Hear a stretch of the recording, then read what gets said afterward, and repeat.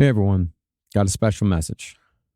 As we all know, there's been a lot going on these last few weeks, and we understand that some of you have questions that you want answered and you want them answered now.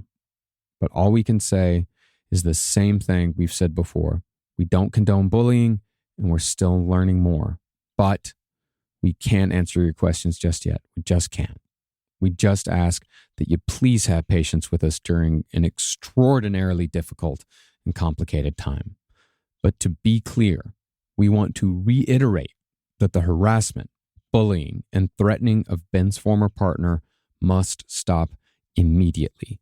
If any of you listening right now are behind the harassment, the threats, or Taylor's social media accounts being nuked, you've done wrong. You're acting completely contrary to the message and spirit of this show that you claim to love. She is a human being. She is a real person. And she deserves compassion and understanding just like anyone else. And if any of you out there see this harassment going on, help Taylor. Do not let this mistreatment continue. To the rest of you, I just want to thank all of you for sticking by us, and we appreciate your patience and your understanding as we work all this out. And now, on to the show. There's no place to escape to. This is the last podcast. On the left. From your glade. That's when the cannibalism started. What was that?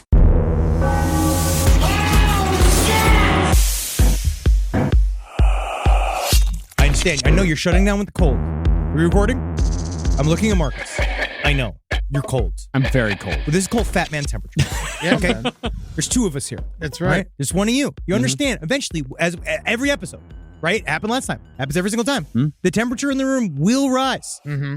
Sometimes it rises. We- Not always. What are you talking about? I'm already sweating. I don't understand. I'm There sweating. will be marks under my breasts. All right, by the if end there's of not this. marks under your breast at the end of this show, we're gonna have a fucking chat. Oh, he'll show We're gonna it. have a chat. He's going to press it to your forehead. Welcome to the last podcast on the left, ladies and gentlemen. My name is Marcus Parks. I'm here with Henry Zabrowski and Ed Larson. Oh, MacDonald had some kids.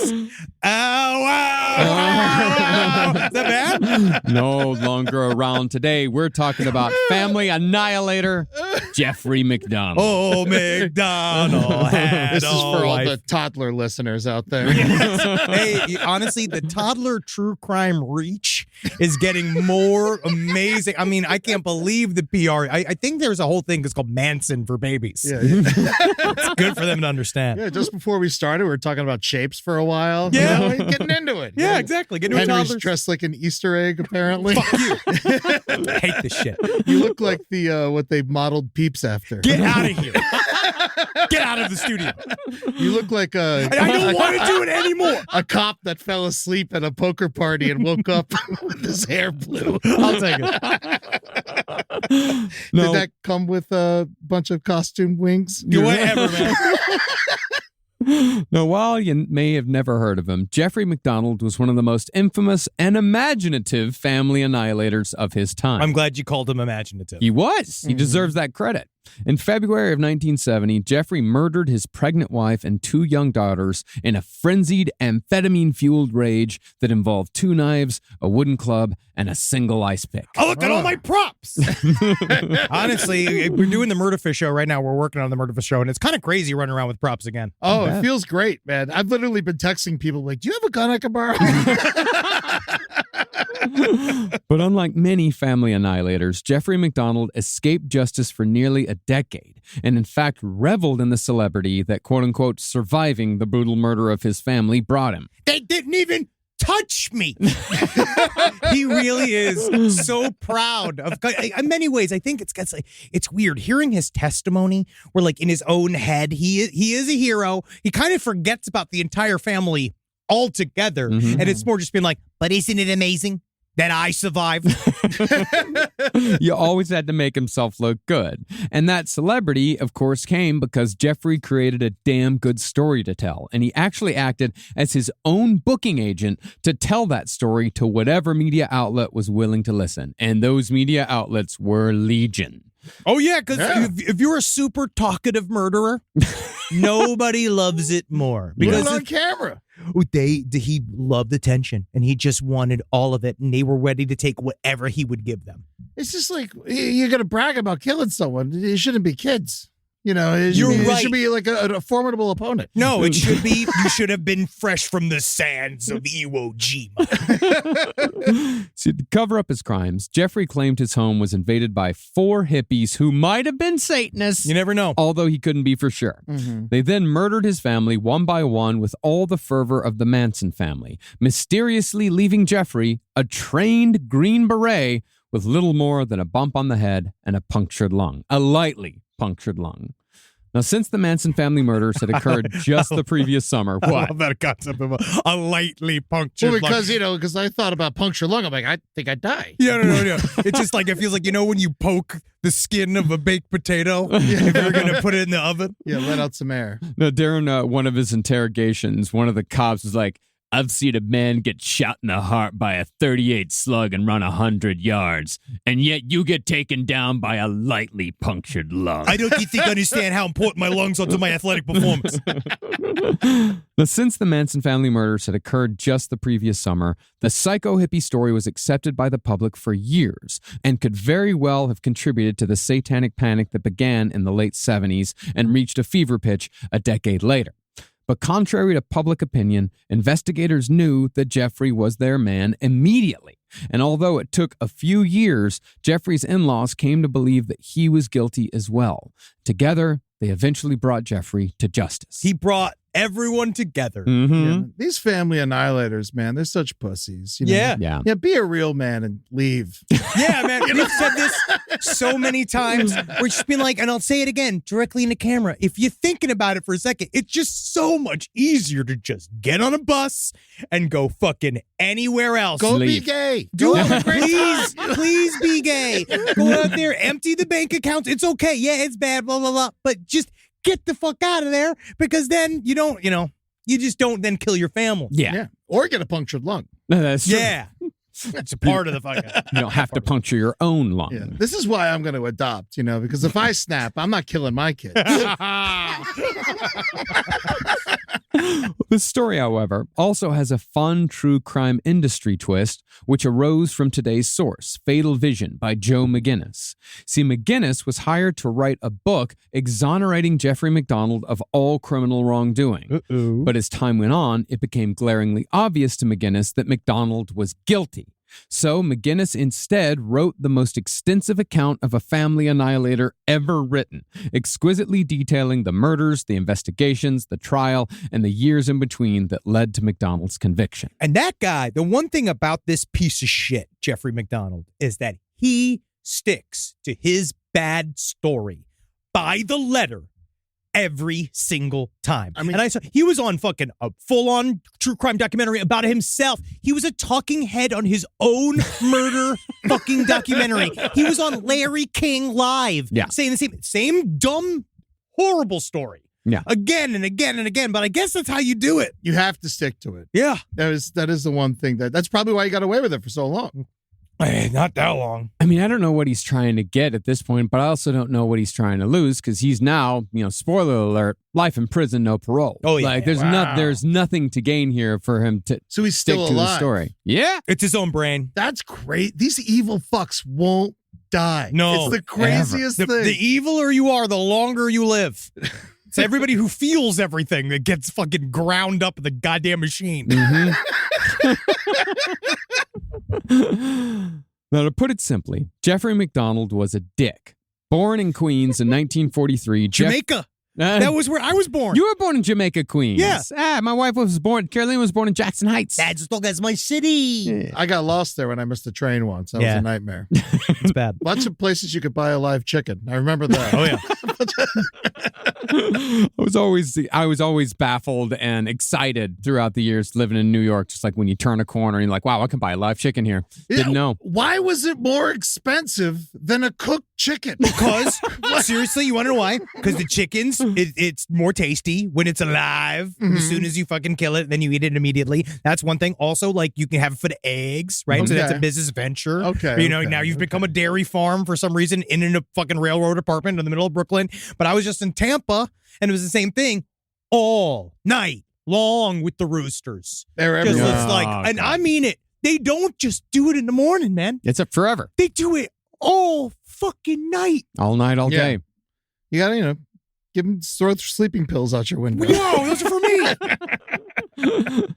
Well, Jeffrey was a born narcissist. He was charming superficially, but once someone got close, Jeffrey would ruin relationships by getting into fights with anyone who didn't do things Jeffrey's way. Now, his home life growing up wasn't necessarily traumatic, but it was definitely strained and without a doubt toxic. His father was a domineering, terrifying man who was so obsessed with masculinity that he wouldn't even touch or hug his children out of a fear that expressing love of any kind might be seen as feminine or worse for him, gay. And I find it really funny because Eddie had a very similar growing up fashion, right? But it just allowed him to then take his own wife's name in the wedding ceremony. So he failed.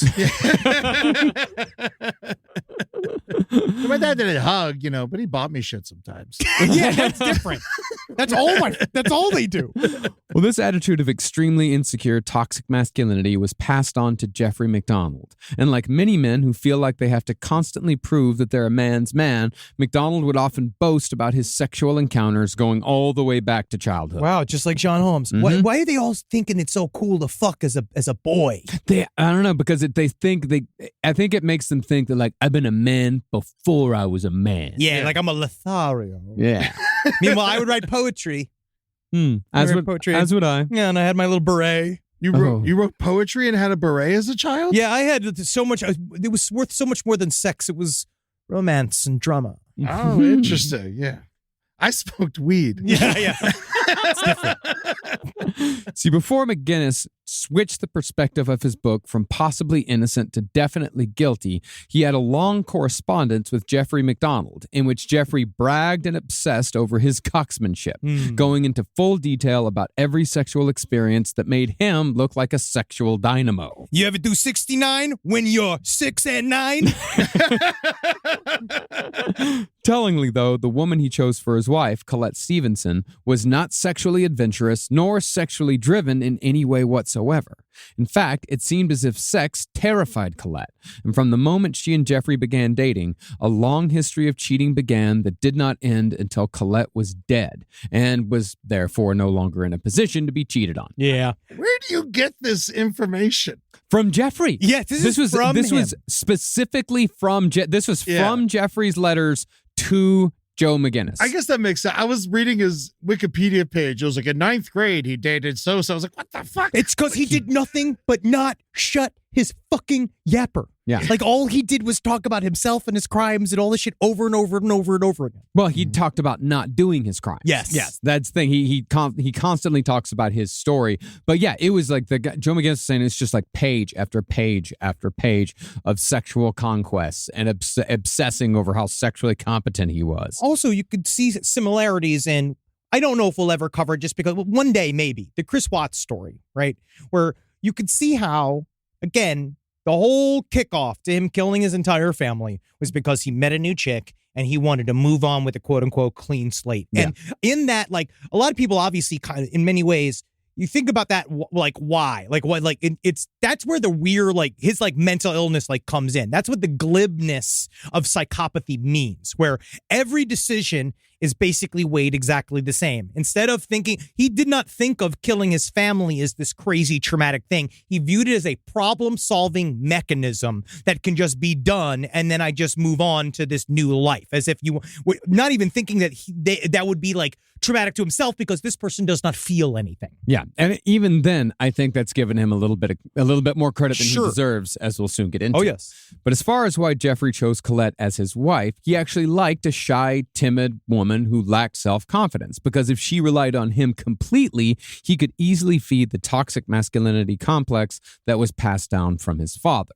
But all throughout Jeffrey's correspondence with Joe McGinnis, Jeffrey made sure to say again and again how in love he and his wife were. Oh, yeah, we were popping off. But these, true. But these proclamations were always in the superficial context of how passionate their lovemaking was, how they loved each other so much that they do it in public, how they couldn't keep their hands off each other, and so on and so forth. It was never about who she was, why he loved her, nothing like that. You know how many times a day I lose my wedding ring and that little coin holder inside the jeans? I'm always in there. At the same time, though, Jeffrey actively made fun of his wife in his correspondence with Joe McGinnis. And this was while Jeffrey was claiming to be a grieving widower still searching for the quote-unquote real killers. He wrote, quote, she's left-handed, and so she was, she had this like funny-looking shot in the basketball court or whatever, and she could dribble only kind of intermittently well, like sometimes with both hands. Thumb, right? Like she's very feminine, pretty, yeah. And so it's distressing to see her with the hair, a little scraggly and sweating and grunting and complaining about the pain and the. It's a fucking direct fucking quote. It is so crazy. That's clearly one toxic Irishman thinking he's talking to another one. Yeah. Yeah, is that that's just called if sports bar was a flavor? Yeah. Like making fun of your wife for not being able to play basketball is like making fun of your wife for not being able to nail in a fence post. Where's your shoulders? Yeah. Where's your shoulders in all this fucking bullshit? You need that crossbody strength. She could barely kick a field goal. But all of that supposedly passionate sex eventually resulted in a pregnancy out of wedlock, which quickly gave rise to a marriage in September of 1963. Remembering the birth of his first child, Jeffrey wrote, quote, the baby, quite honestly, to me, she didn't look very pretty. Everyone kept saying what a pretty baby Kimmy was. I mean, she was cute. Yeah, but she wasn't like an elegant looking baby. That is not a joke from me. What's funny is that it's not until I finally hear you say it in the accent that I see how fucking Queens this guy the word elegant looking baby. That's such a fucking Queens way of putting it. Well, because you know what? And also it's certain words intermittently. Because it sounds like gangsters that got dictionaries in jail that have been reading law books that have to kind of figure out how to communicate legally. Oh, man. How do you make a baby look elegant? Do you just cover it in caviar? Honestly. Ooh. Excellent. Ooh, beluga. Well, Jeffrey was already pre-med, and he enrolled in Northwestern Medical School following the wedding. Another baby, Kristen, came in 1967, but soon after, Jeffrey suddenly decided that he wanted to join the Army and the Green Berets specifically so he could fulfill his patriotic duty fighting the godless communists in Vietnam. The godless communists. You know what's funny? I found his high school quote. What was it? Jeffrey Robert MacDonald. He's full of fun. Plus noise and vim, there's really no one quite like him. That's why he wanted to be a Green Beret. Yeah, yeah. All Green Berets are filled with vim. Vim. I think vim is that's what got Osama bin Laden.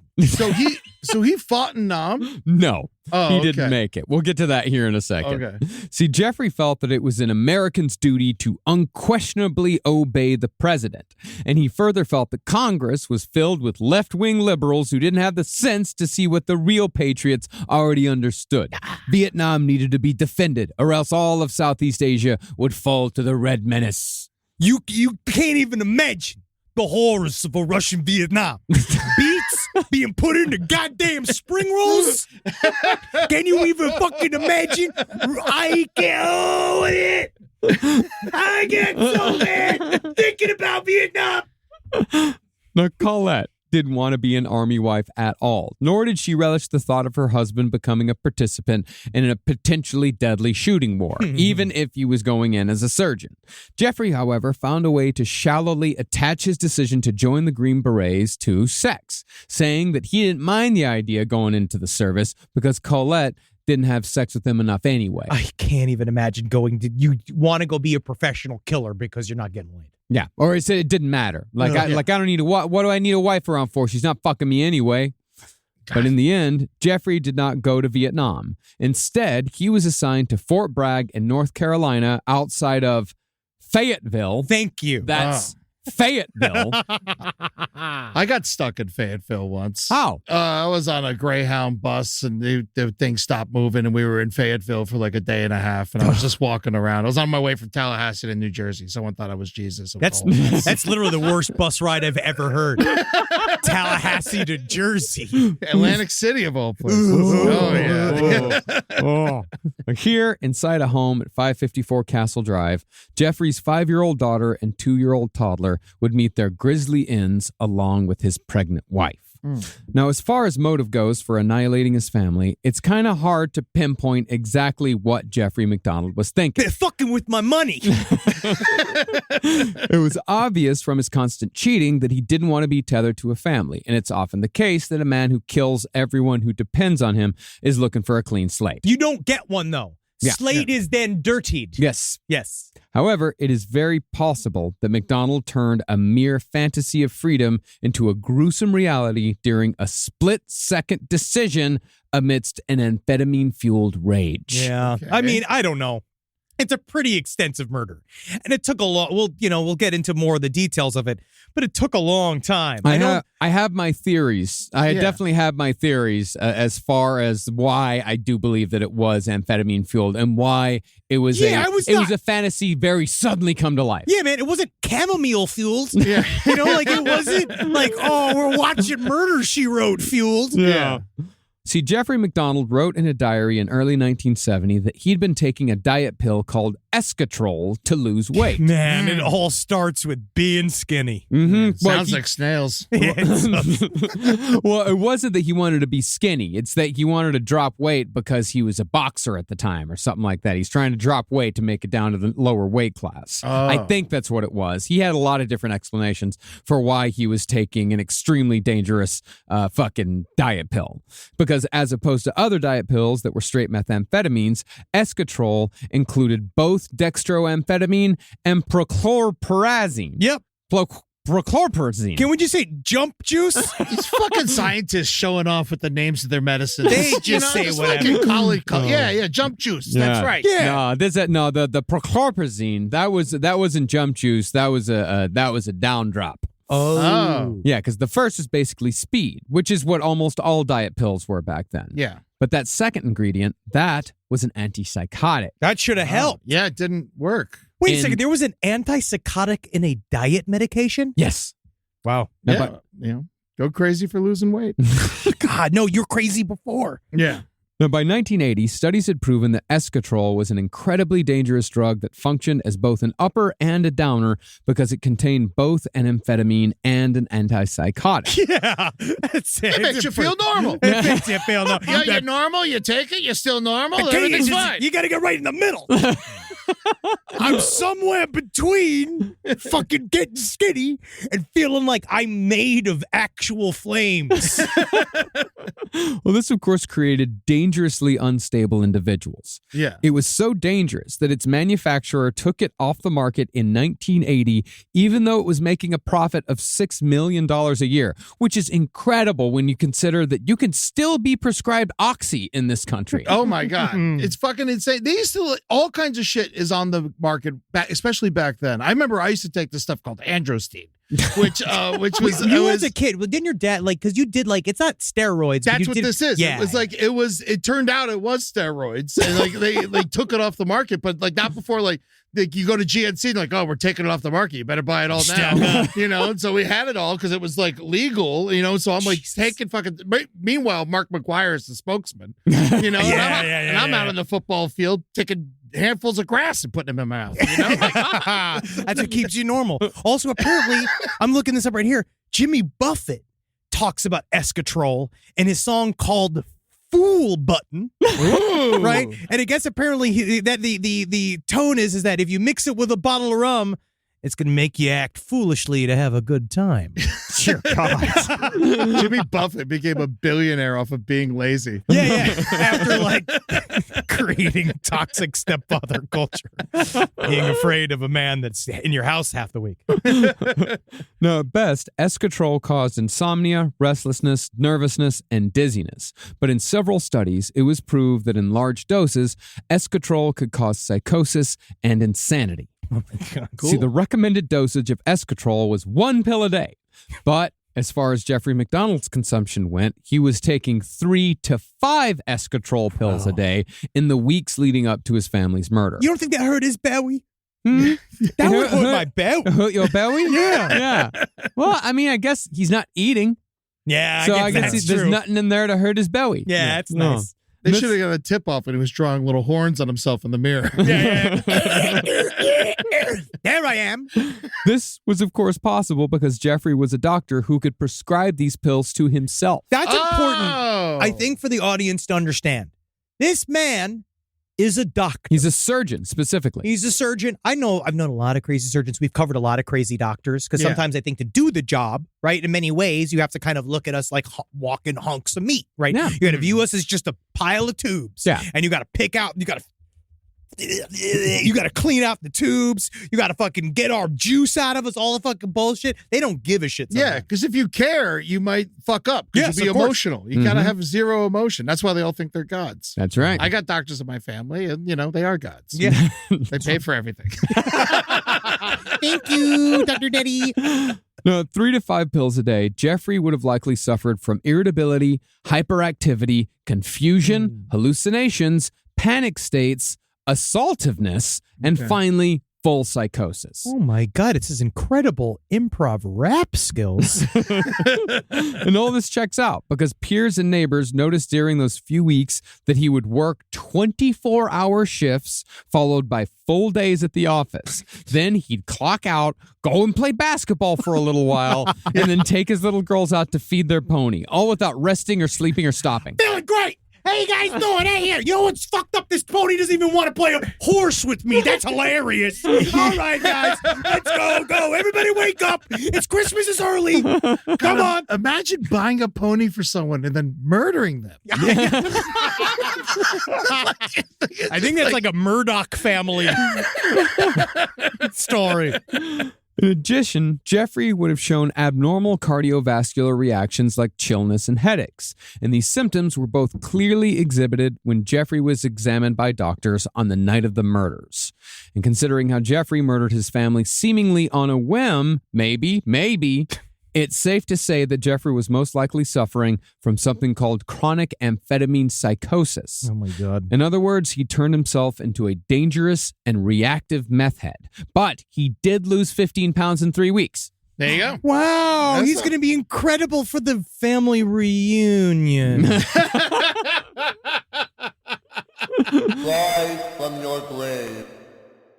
Now, as opposed to Jeffrey's annihilation of his family being a carefully thought out plot to rid himself of dependence, it's more likely that Jeffrey had what psychopharmacologists call a rage reaction towards his wife. And once she was dead, it was in for a penny, in for a pound when it came to his children. I mean, because then how many family annihilators have we've talked about this? I want to save them from the embarrassment of my crimes.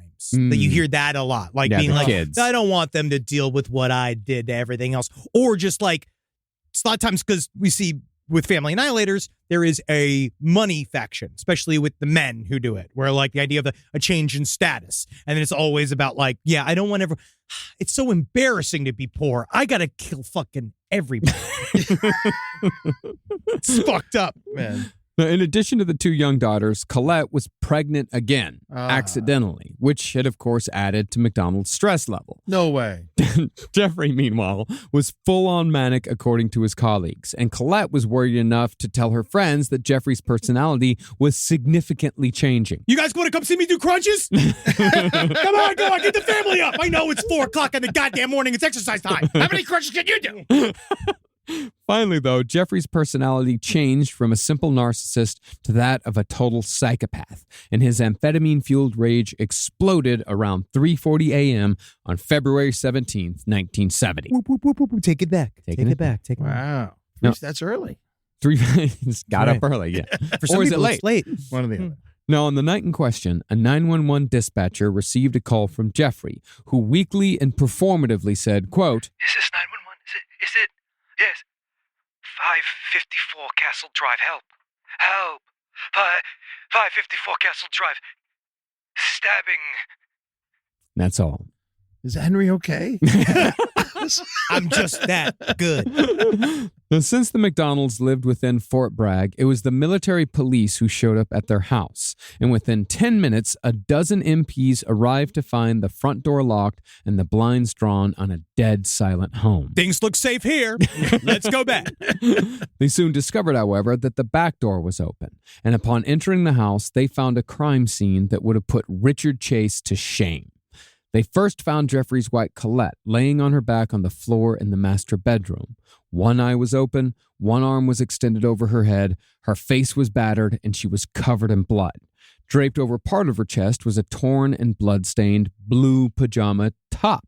But once the top was lifted, the MP saw the full extent of what had been done.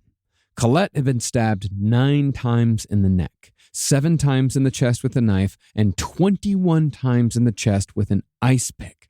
She'd been hit in the head with a wooden club of some sort 6 times, but not before both of her arms had been broken while trying to defend herself from the blows. And normally when you see something like that, you assume, I mean, truly, like, it's a rage. This is a rage-based crime. Mm-hmm. But as a final indignity, and in service of the narrative that Jeffrey planned on pushing, the fetus in Colette's womb had been removed. Ah, Yeah, it's, yeah, oh, yeah. leave it in. No. Just leave it in. For what? But no, because again, it's him setting his story. Yes, he's setting a scene here. He's telling a story. But before Colette's injuries were fully assessed, MPs had to roll off Jeffrey MacDonald himself. He was found face down on Colette's chest with an arm wrapped around her neck, motionless and wearing blue pajama bottoms. Oh. Okay. Next to the couple on the blood-soaked rug was a small paring knife. But the most interesting clue in regards to the future narrative was a single word written in letters 8 inches high in blood on the headboard. Pig. And you could see at first, they're like, is that pug? Oh my God, is this a puppy-based crime? Hold on, does this guy hate cops? That, I mean, again, so worst way to do this. Yeah. Now, before all that could be processed, Jeffrey began moaning that someone needed to check on his kids because he'd heard them crying. That, of course, was when the true horror was discovered. Stepping into 5-year-old Kimberly's room, an MP found that the little girl lay dead from having her skull bashed in by the same club that had broken her mother's arms. That, however, wasn't the end of it, because Jeffrey either wanted his story to be credible or he was in the throes of the aforementioned psychotic rage. This is, again, we'll kind of go back and forth on this because prolonged rage, as far as I don't know, like, I don't know how that how long does an episode like this last? At what point does some form of rationality come in and then, like, you have to sort of, like, figure out a plan in the middle, or is it at the end? I actually do. I have a theory as to the exact point in which it changed from rage to plan. Okay. Yeah, for sure. It has to at some point. Oh, yeah. See, after Kimberly had been smashed in the head so severely as to cause instant death, thankfully, she was additionally stabbed in the neck several times with the ice pick, with some of the stabs being so deep that they went all the way through to the other side. The last to check on was the 2-year-old, Kirsten, and the scene in her room She was fine. She was fine. Holding a knife and a machine gun. No less horrific. Rather than being beaten, she'd been stabbed 16 times with both a paring knife found on the bloody rug in the master bedroom and with the ice pick. But in this room was another clue, although this one was real and not staged. Since there was obviously more blood than you can even imagine in every room, there was a single bloody footprint made by an adult. The footprint, however, was bare, making it easily matched to whoever had been in that room. Meanwhile, as each grisly scene was being discovered, Jeffrey was speaking to the MPs back in the bedroom. See, Jeffrey had already implemented the first part of his plan by writing pig in blood on his own headboard. Yeah, because, you know, this is what, 1970. So the Manson crimes happened in 1969. So it's immediately a reference that everybody's like kind of understands, which is in a way, I mean, that makes it a bad plan. Mm-hmm. because he's Carlos Mencia another group murder. I wrote pig on my headboard just so I know where to sleep. You fucking piece of fucking shit. Well, of course, yeah. For those of you versed in true crime lore, this is an obvious reference to the Manson family murders. Specifically, it referenced the crime scene at Sharon Tate's home, in which the exact same word was written in the exact same spot. But now that the pig graffiti had been noticed and Jeffrey was quote-unquote coming to... My memory! He weakly and again performatively said that his family had been attacked by 4 hippies. Yeah. And one of them, a woman, kept chanting 2 phrases over and over again. Acid is groovy, kill the pigs. Acid is groovy, kill the pigs. Over and over and over. Acid is groovy. Kill the pigs. All right, put a beat under it. Acid is groovy, Kill the pigs. kill the pigs. Acid is groovy. But Kill the pigs! But we've done a lot of acid. Yeah. I've never been in the... I mean, I guess I've done that, but I've never really been that way, I guess, on like hallucinogens where you sit there and be like, man, this is groovy.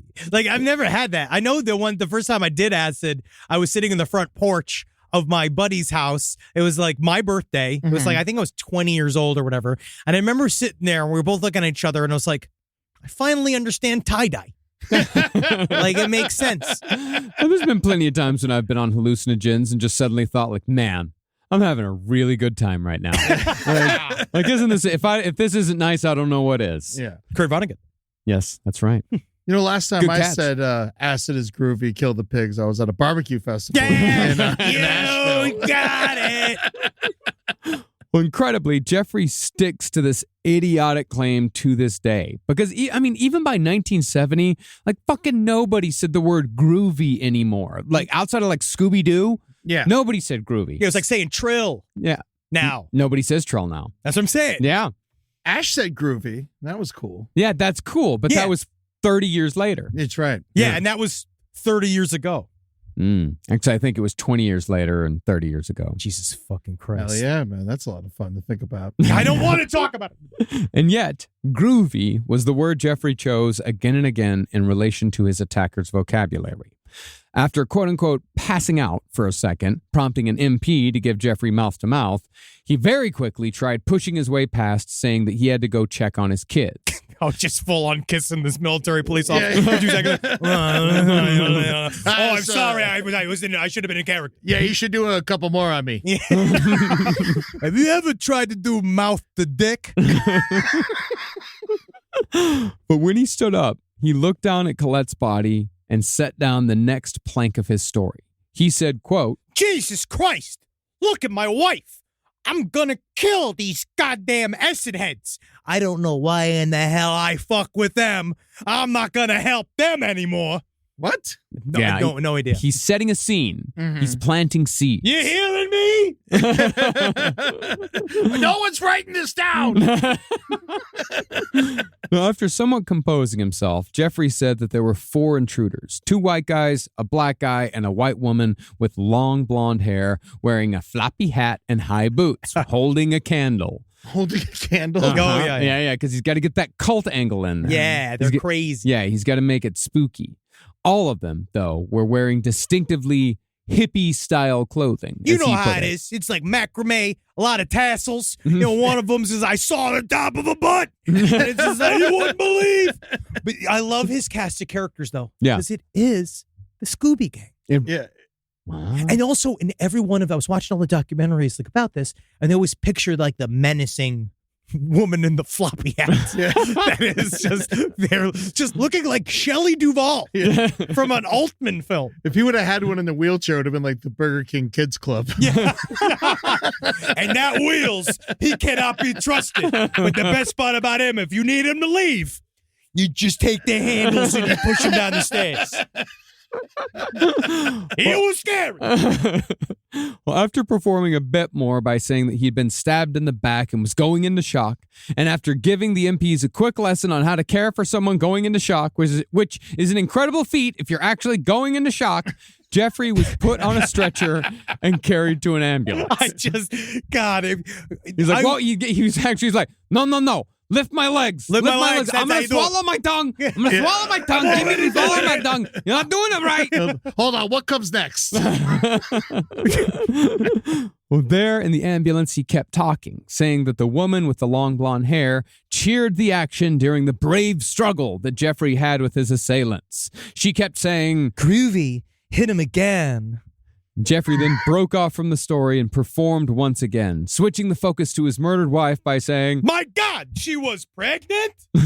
Now, Jeffrey... So he didn't know she was pregnant in No, this scenario?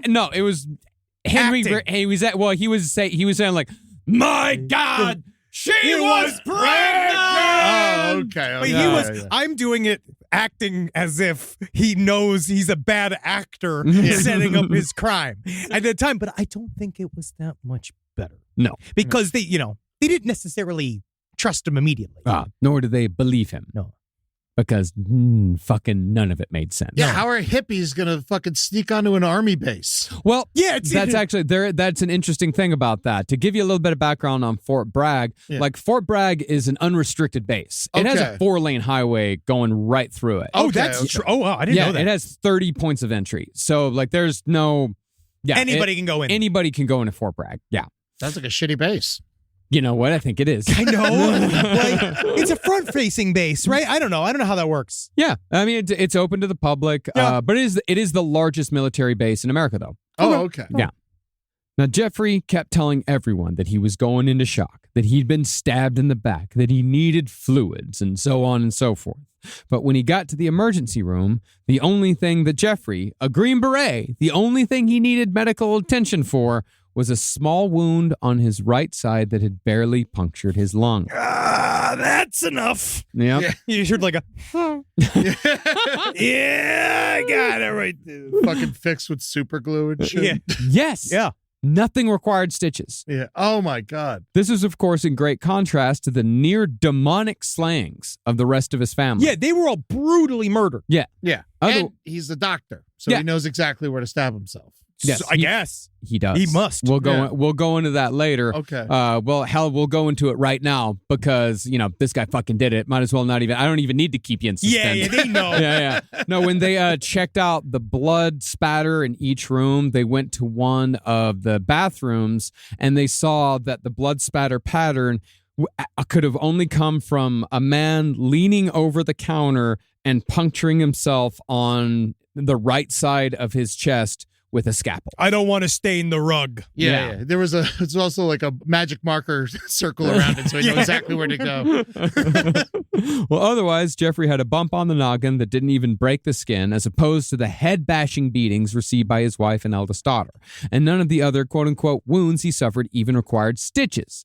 Those wounds, by the way, were 4 punctures along a linear track, spaced evenly as if someone had dug their fingernails into his chest. And most likely, that ripped flesh was under someone's fingernails back at the house.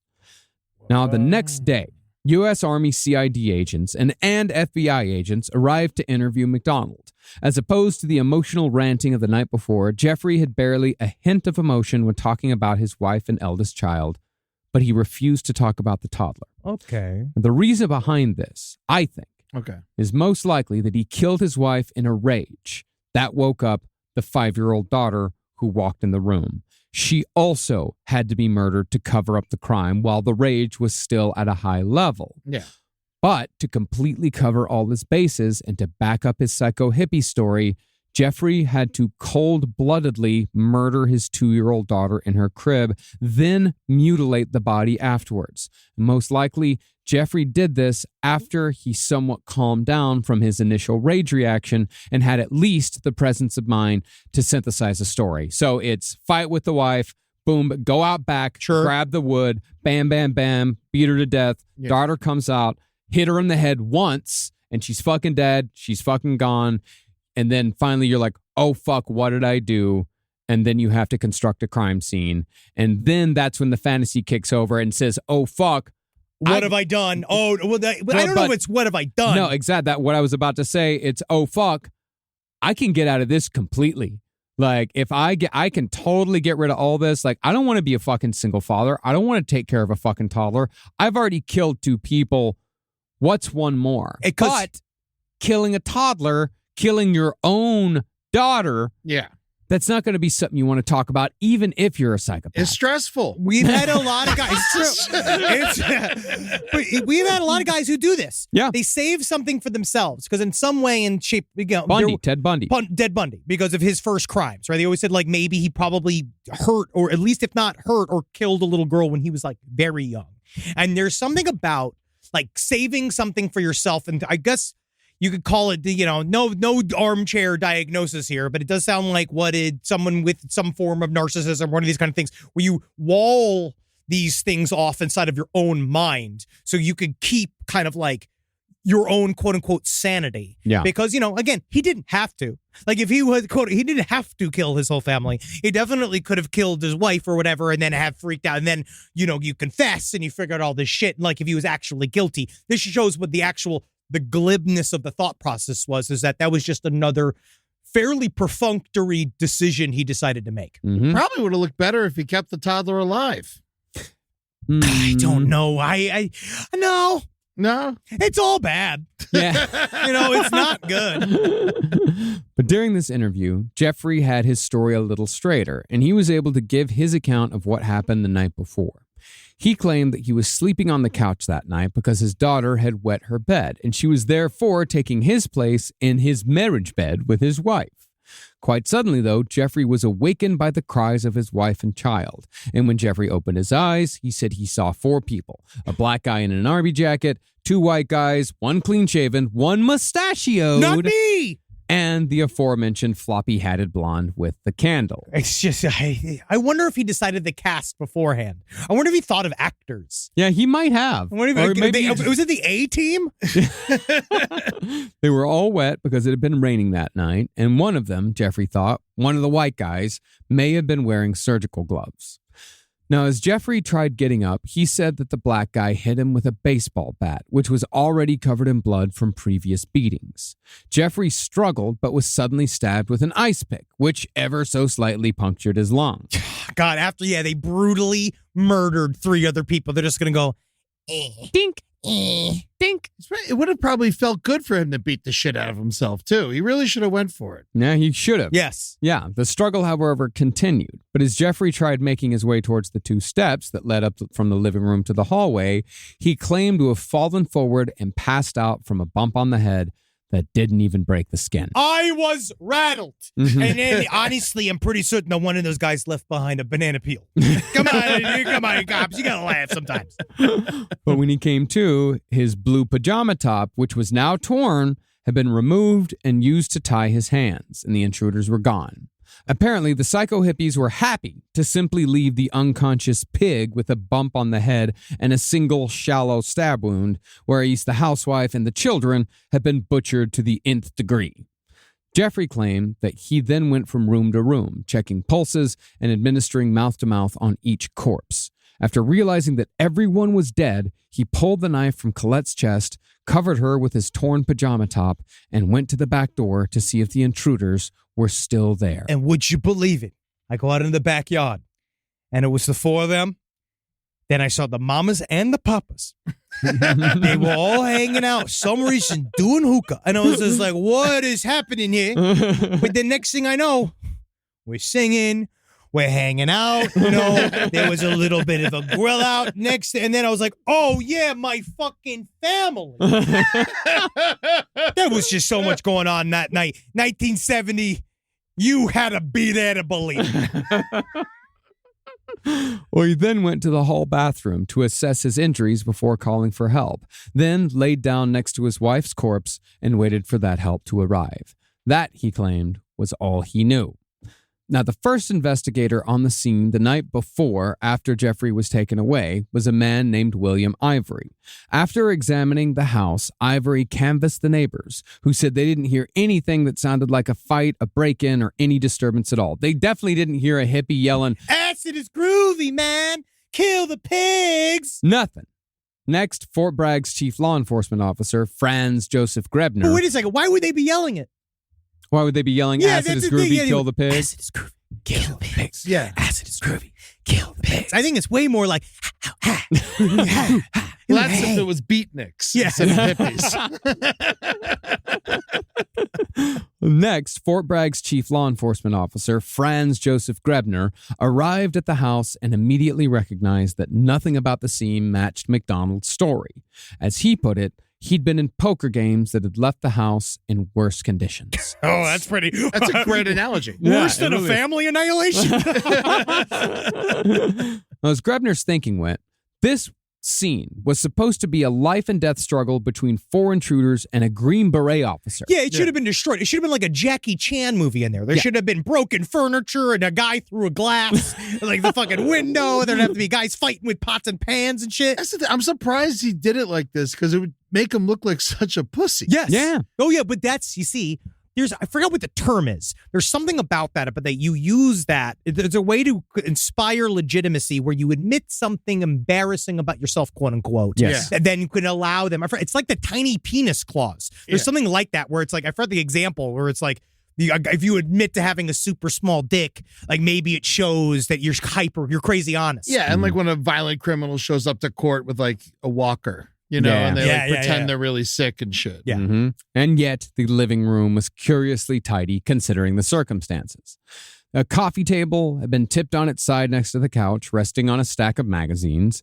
An empty flower pot stood upright on the floor because one of the MPs had stupidly put it back into its original position, but the plant had spilled out beside it. And finally, a pair of glasses with a speck of blood on the lens was in the corner of the room. It's got one white glove.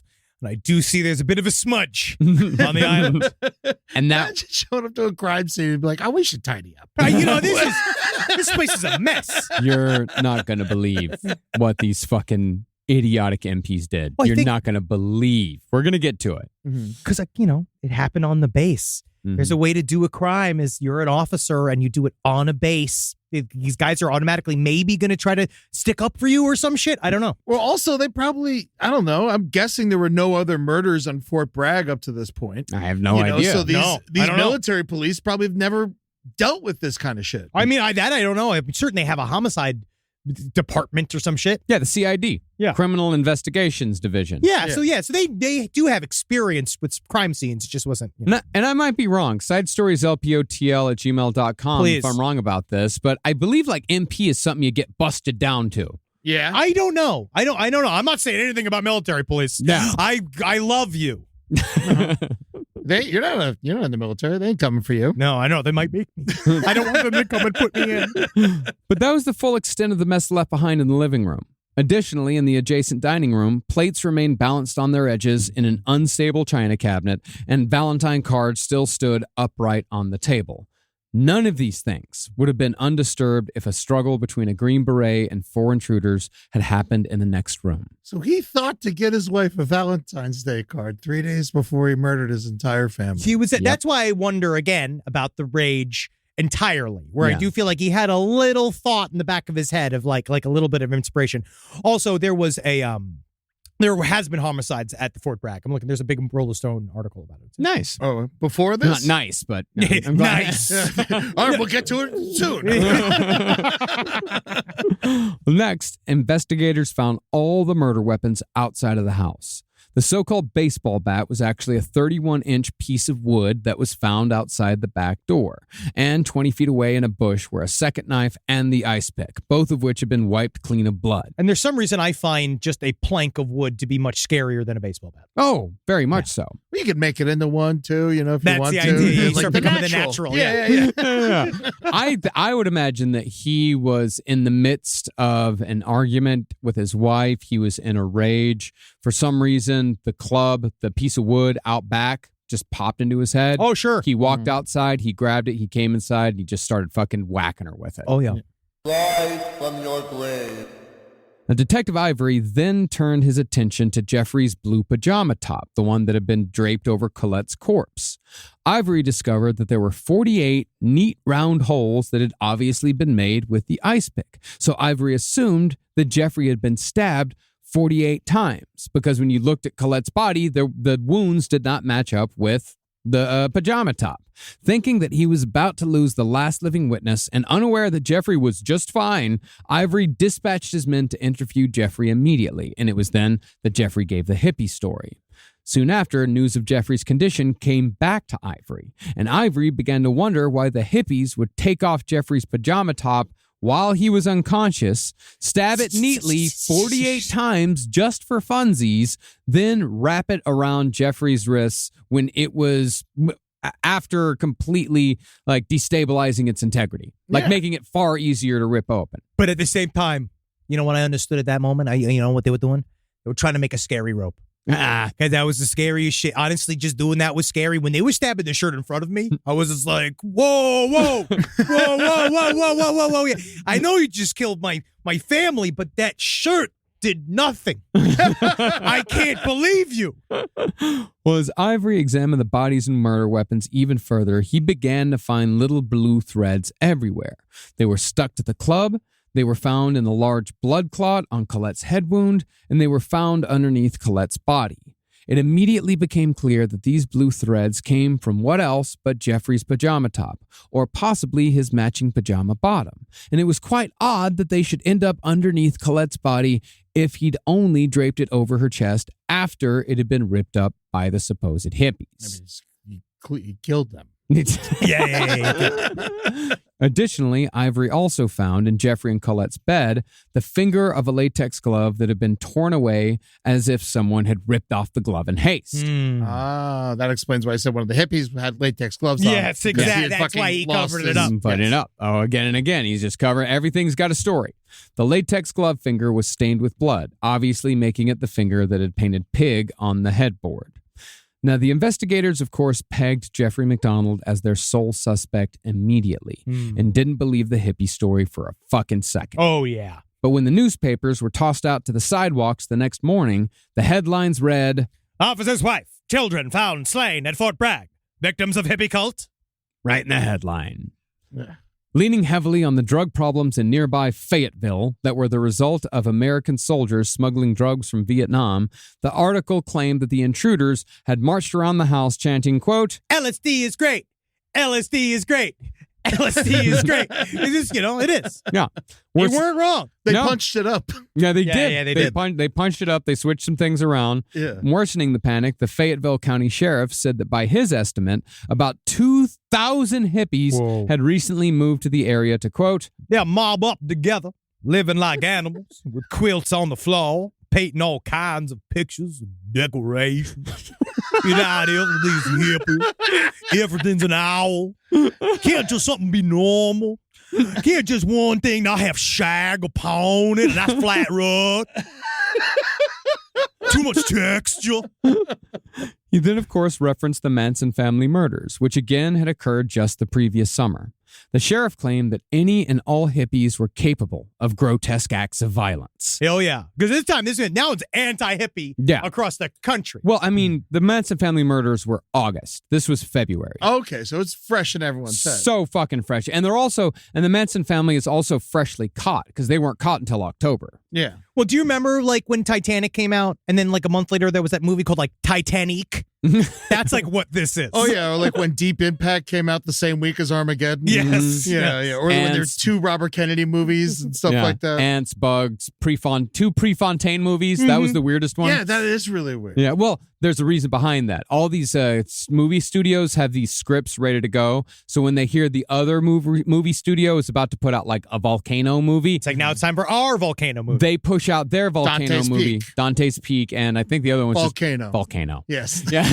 And I believe that Dante's Peak was the good one. Dante's Peak was better. I wouldn't call it the good one. Yeah. All right. Okay. Yeah. Yeah. They say that's why we'll never have a Houdini movie. Because every studio has a Houdini script ready to go, and it's this mutually assured destruction thing. Yeah, because you can't shoot. Because which one's gonna be? It's gonna be some skinny guy, and I just want not British. Make it about his brother.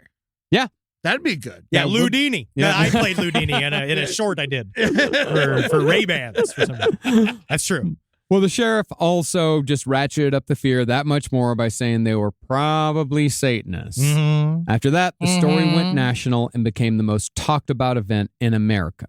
But speaking of media, if you'll rewind your brain just a bit, you'll remember that I mentioned that the coffee table had been tipped over on its side, and underneath was a stack of magazines. I remember. Seemed pretty pointless to mention. Yeah, but you see, but that's what that's the writer's mind. Yes, the magazines, yes, they seemed like a superfluous detail in the past. But you will now see that it is, in fact, the most important clue. Okay. You fucking idiot. So stupid. You'll never know anything. Okay. By the way, I do have sweat on Yeah, my look breast. at now I'm sweating like a fucking animal. I'm fine. I know Yeah. you're gonna. It's I knew okay. you were gonna be. Fine. Now I'm comfortable. Yeah. I'm hot. I'm happy for you. Thank you. But well, the caption read, Evil lurks in California. Lee Marvin is afraid.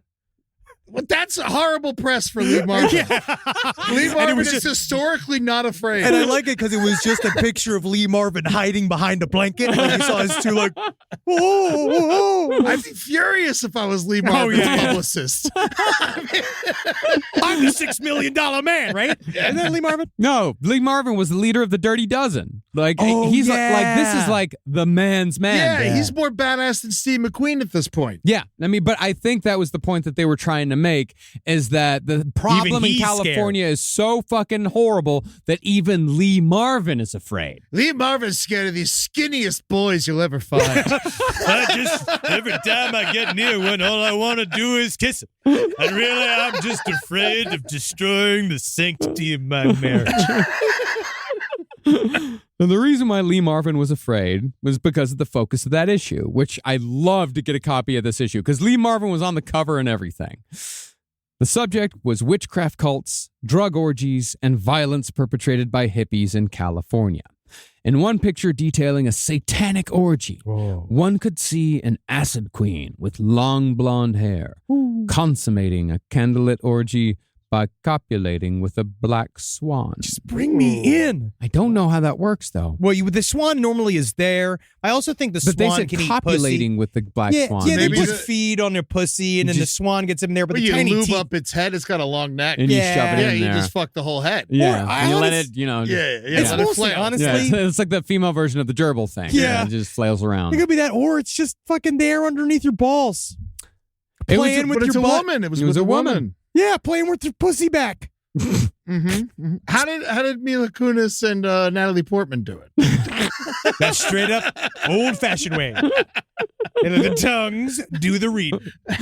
If you scissor with a swan, you get eggs inside of you. Yeah. But perhaps more important was an article about the Manson family that focused on the grisly details of the Sharon Tate murder. Specifically, the article spoke extensively about the use of the word pig at the crime scene. Of course. Detailing that it had been written on the headboard in Sharon Tate's bedroom. Exact same scene. He copied it. Yes. It also didn't hurt that both Tate and Colette were pregnant. Another piece of the puzzle. But what all this points to, from the blonde acid queen to the pig graffiti, was the fact that Jeffrey MacDonald had taken direct inspiration from this issue of Esquire to stage a false copycat crime. He had that idea that night. Yeah. Like, he literally was going to be looking through the magazine. He was like, no fucking way. Come on, Esquire, give me some Come on, answers. Give me some answers. Give me some answers. Okay, what if I... all right, If anything has the answers to Esquire. I'll write a letter to Lee Marvin, and I'll tell him to come to my house and eliminate my hippie family.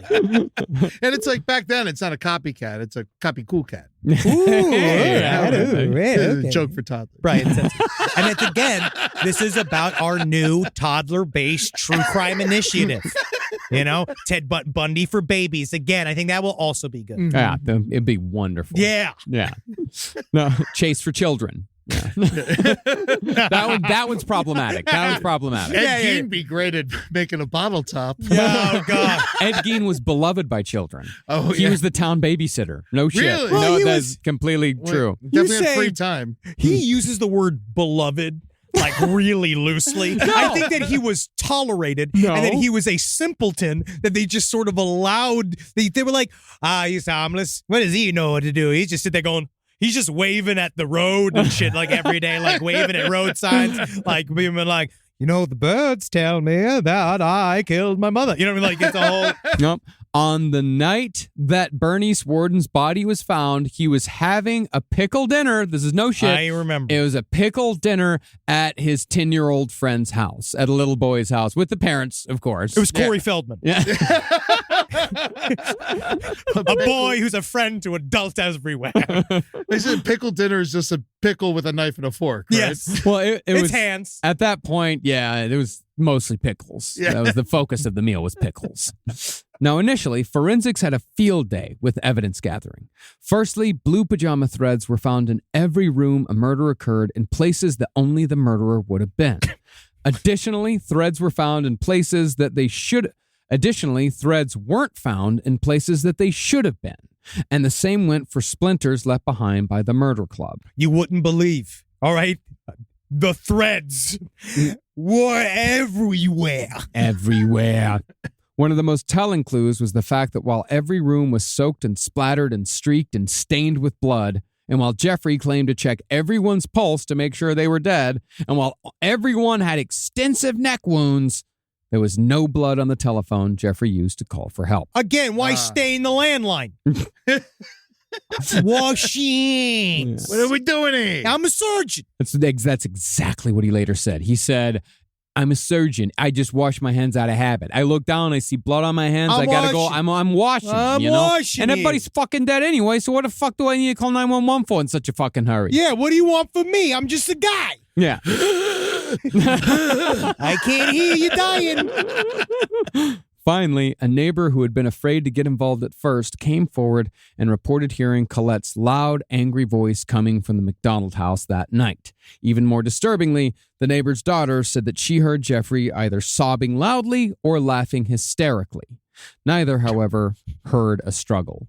I imagine it was both. A little like alternating. Yeah. Going back and forth. Yeah, I great. wonder what my neighbors hear. Yeah. It's the loud. I think it's the same thing. Yeah, it sounds the same. Definitely acid is groovy. Yeah. My Kill house the is pigs. the same. Yeah. But again, it's about pork. Yeah. Now, even without 44 days of forensic investigation, that's what they did on that house. They spent 44 days in that house. Oh my God. Jeffrey was the main suspect by the second day. Me? Moi? He didn't know that, though. But by February 23rd, 6 days after the murder, investigators were confident enough to contact the FBI and tell them that they could stop their nationwide manhunt for 4 killer hippies. Meanwhile, they've just been having so much fun beating the living fuck out of hitchhikers. Hold on. I gotta stop beating hippies. Hey, okay, all right, we know. What if we stop officially looking for them, right? And we just do it for fun. The problem was that even though there was a ton of forensic evidence, the team on the job fucked up at almost every turn. And what was left that pointed towards Jeffrey was mostly circumstantial.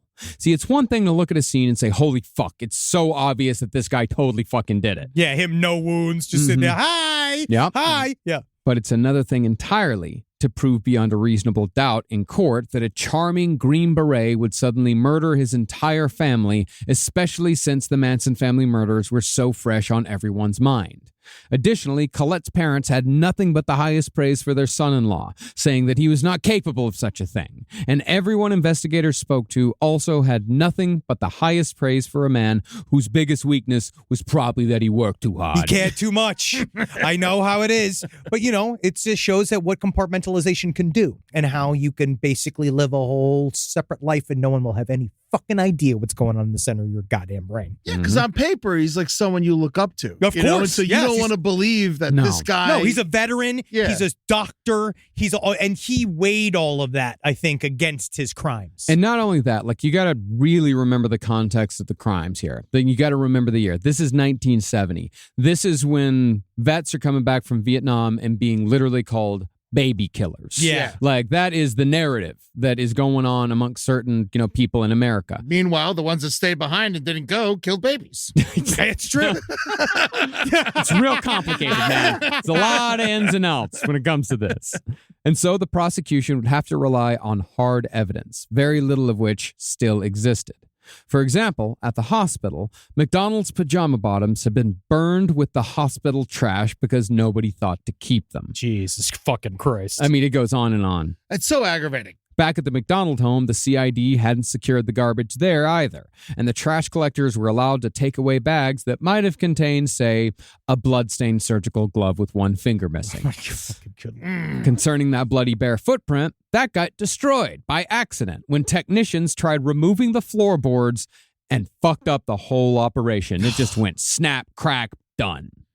Good God. There was also a piece of skin that had been found under Colette's fingernails. Remember that when I said there's some skin on the fingernail? Some cop eat it? Oh, wow. Man, I forgot my Cliff Bars. Are you done sucking on her fingers? Yeah. Oh, you want to go? Yeah, let me get on the feet. Just lost. No one knows where it went. No one knows how it was lost, where it went. It's just inexplicably lost. Just hanging out with JFK's brain. Yeah. Flesh mound heaven. Yeah. But while the investigation was being put together, Jeffrey returned to duty. 6 weeks later, though, once investigators Franz Grebner and Robert Shaw felt like they had enough to rip apart MacDonald's narrative, they finally brought him in for questioning. Eddie, do you think your father's feet is in Flesh Mound heaven? Interesting. What do they think? What do they do with that stuff? They What do you burn mean? it.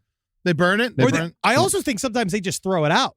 Well, they have biological waste, biological hazards, but I think it eventually goes to an incinerator. I think that's where it all goes. I don't know. SideStoriesLPOTL@gmail.com. Where do our body parts go when we die? I would imagine, because I can't see a landfill just filled with diabetic feet. I can. In Reno. That's what Reno is. Yeah. I got a tooth extracted. I kept that. That's fun because normally they don't let you keep those. I talked to my dad. She's a nice lady. Yeah. He knows a guy. Yeah. Well, in a classic cat and mouse game, Grebner and Shaw slowly gathered information from MacDonald, waiting for the moment to pounce.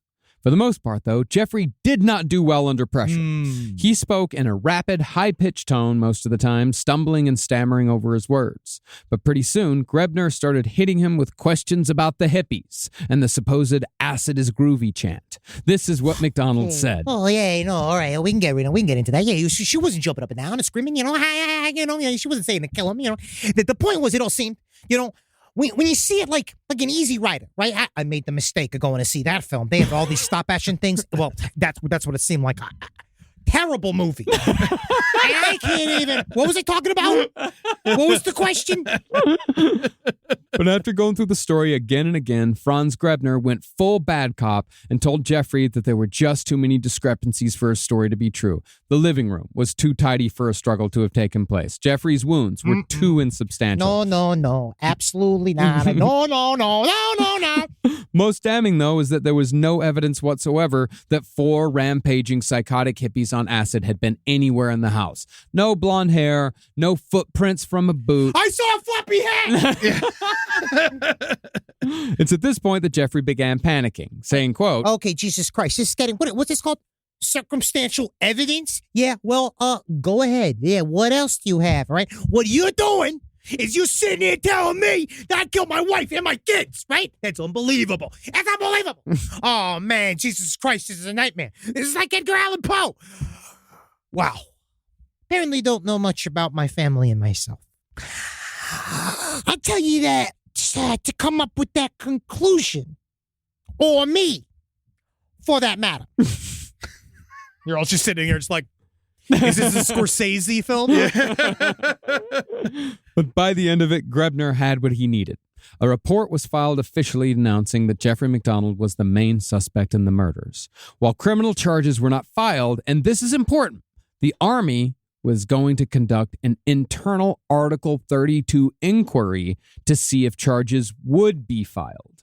To give you a little bit of background on Article 32, it's not necessarily, I wouldn't even call it like a military tribunal. It's kind of like a grand jury for the military where they go up, they put forth all of this evidence. You got your defense, you got your prosecution, although it's not really defense and prosecution, but it's just to see if the Army wants to bring forth charges on a crime committed on an Army base with an officer. Okay. So the FBI can't just say, fuck you. Now, the way the law is worked out, the way you It just all have the goes. legal system. It's the Army's problem. Yeah. and the Army has to deal with the military has to deal with it. They're good with killing, not solving. Yeah, with as we'll see. we'll see. Yeah. Now, Article 32 or no, the filing was reported on the national news that very night. And a Philadelphia lawyer named Bernie Siegel saw the story and thought, Jesus Christ, this guy's fucking guilty. But much to his surprise, Siegel soon got a call from Jeffrey MacDonald's mother, asking Siegel to defend her son. Now, ironically, Bernie Siegel was mostly a civil rights lawyer who defended war protesters, draft resistors, military deserters, and people with drug charges. In other words, he defended the people that Jeffrey MacDonald hated the most, i.e., hippies. I'm not a hippie. Nevertheless, Siegel took the case and ended up defending Jeffrey MacDonald for decades to come. Wow. Oh, yeah. Once the Article 32 hearing came about, Siegel proved himself well worth the money. He started by ripping apart the many investigative fuck-ups perpetrated by the Fort Bragg MPs. This isn't even investigating. This is just MPs on the scene. This is just not malfeasance, but incompetence. Yeah. They didn't control the crime scene. They didn't keep a list of officers entering and exiting the apartment. Some of them tracked in wet grass. Oh, my God. Several MPs just started touching stuff, and there was no attempt to control the evidence. Were they hammered? No, it just was hyper careless. They were super, super careless. And they're all just fucking shocked at what yeah. they're seeing. They're all just incredibly traumatized. I also wonder if they're young. They probably are. Probably, 19 years old. Yeah. Not knowing shit about shit. The absolute worst example of their failure to control the scene was the fact that the ambulance driver stole Jeffrey MacDonald's wallet. Oh, He man. he started going through desks and like checking and seeing like, I have a fucking wallet. Cool. Take the cash, leave the wallet. Always. We all know that. Mm-hmm. The MPs, they even used the fucking bathroom. They destroyed Just add whatever some more evidence. DNA. Yeah. Hey, you Just mind like- if I cut myself in here? Yeah. I'm just gonna, I He's gotta like come- shaving, like over the thing, cutting his toenails and like leaving them. Furthermore, Bernie Siegel's cross-examinations of the forensics teams would have made Johnny Cochran proud. Siegel outed the team as confused, disorganized, and utterly out of their depth, using too many examples to go into here. We'd be here for another fucking 30 minutes if I went through everything they fucked up on. Jesus Christ. They couldn't have fucked up worse if they tried. I think they might have tried. You think so? I don't know. I mean, I don't believe necessarily in the idea that they would go in and they're not trying to exonerate this man. I just think that they just did. I don't think they knew what they were doing. They didn't know what the hell they just were doing. did I not think know there's what they a were couple doing. guys that didn't want him to be caught. It's Maybe. a bad look for a Green Beret to kill his family in Fort Bragg. You're Yeah. literally Like- at a military base. Yeah. Like some army recruiter was like, no. No. This is really going to be bad. We're trying to get parachutes. Yeah, let's get him innocent and then send him out to Vietnam and have him killed. He'll die the old-fashioned way. As it's done. Next, Siegel brought in an MP named Kenneth Mika, who revealed that on February 17th, 1970, he'd seen a hippie. Oh my fucking God. what? Not in 1970. Not Fayetteville. That's for goddamn sure. MP Mika said that on the night in question, just after the murders were known to have occurred, he saw a young woman a half mile from the murder scene wearing, get this, a floppy hat. I hate this fucking floppy hat. Like, this is not evidence. Unfortunately, though, no units were dispatched that night to find the floppy-hatted woman. No, you have to send the haberdasher squad. Thank God she wasn't wearing a fez. They would never have been able to find her. There's so many stupid hats in this story. Berets. But as it was, this woman did exist. Her name was Helena Stokely, and she'd be a character in the Jeffrey MacDonald case for years to come. Supposedly, Stokely was a member of a witchcraft cult, Yeah. and she was known to wear high boots, Yeah. a blonde wig, Yeah. and a floppy hat. I did it to cover my brain. My brain sensitive. Thank you. Have you noticed to see the little wings creeping? For sure. For sure. In reality, Stokely was more of a burnout who sometimes dealt drugs, but a former neighbor of hers named William Posey told Bernie Siegel that on the morning of the murders, he saw a car quickly pull into Helena Stokely's driveway containing 2, possibly 3 men who were all just a laughing and a giggling. Can't believe that. They'd have George. They'd for the joy. But they weren't doing the acid is groovy, kill pigs. Acid is groovy, kill pigs. Like, No, that's how you know. They were fucking stoned out of their gourds and having a great night. Yeah, looking at her stupid floppy hat. Probably sharing. Reaching over, flop, flop, flop, flop. Yeah, you like flicking? You like flicking my hat? Well, It's my Helena, top clip. Helena was then seen rushing out of the car into her house, and the men immediately sped away. Then the neighbors said that on the day of the MacDonald family funeral, Helena wore all black and hung a funeral wreath on her door. Additionally, after February 17th, nary a single floppy hat nor blonde wig was ever seen upon Helena Stokely's head ever again. Maybe it's because there was a fucking APB for a person with a blonde wig and a floppy hat. Yeah. Yeah, she's not that stupid. Well, I mean, I don't know, but she's probably like, It's actually with time for a switch up anyway. I'll go brunette. And it's also very possible that, Jeffrey took this image of the supposed woman and used from it. Helena Stokely. Oh, yeah. It's quite possible he saw her around town. Posey then said that Helena left Fayetteville weeks later because she told him that the cops were giving her a hard time about the murder.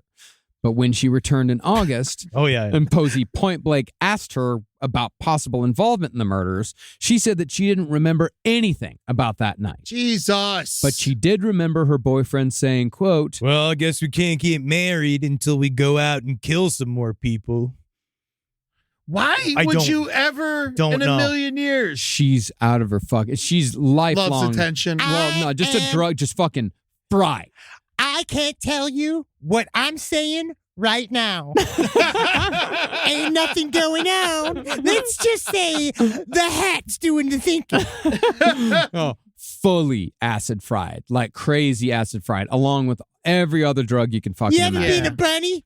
You don't know what it's like to eat a carrot unless you've been a bunny before. Is this about the murder? Yeah, murder happened. I imagine acid was a little different back then, too. Oh, yeah. You're taking more of it, probably. Yeah, not even knowing you are. Yeah. Like full sheets of paper. Oh, yeah, then touching it and getting it all over you. I remember you told the story about when you had to run the pep rally and then the guy that you were buying acid. Yeah, I was buying liquid acid from this guy and and we were putting it on fruit stripe gum. Delicious. Great idea. Oh, that's incredible. Yeah. But then he put it on my hand and he just looks up at me and goes, oh, no. Yeah, he did a full squirt of a vial fill of acid and right I was onto his fucking hand. Student council and I had to load buses up for grad night. Talk to the principal and a bunch of cops. Yeah, so you remember that? Do you remember a picture that picture was of the guy who was the guy with all the different I forget, it was how his schizophrenia progressed, where you saw the cat slowly turn into colors like a kaleidoscope.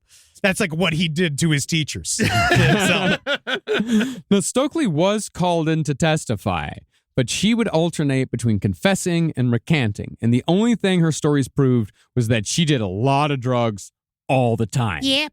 You ever lick a shovel? I do fucking literally whatever. But while Stokely was a bit of a non-starter, Siegel brought in character witness after character witness who all testified to Jeffrey MacDonald's unquestionable character.